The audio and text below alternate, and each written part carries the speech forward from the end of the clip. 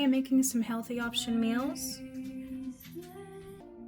I'm just gonna get this bell pepper, continue putting it in my processor, and then cutting up this and put it in processor as well to make a sauce.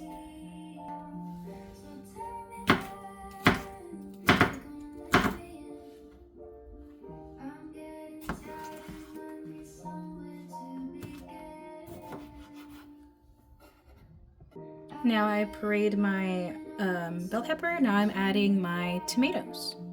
Now that you puree it all together, you make this kind of like sauce mixture. And then you're gonna add this to a pan with some chicken. Okay, now that you have this on a medium heat, you're gonna let it simmer for a minute. Add your chicken.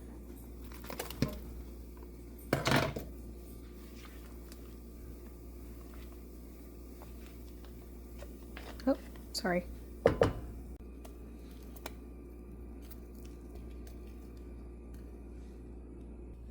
Now I'm going to add a can of kidney beans. Make sure it's all of them. No.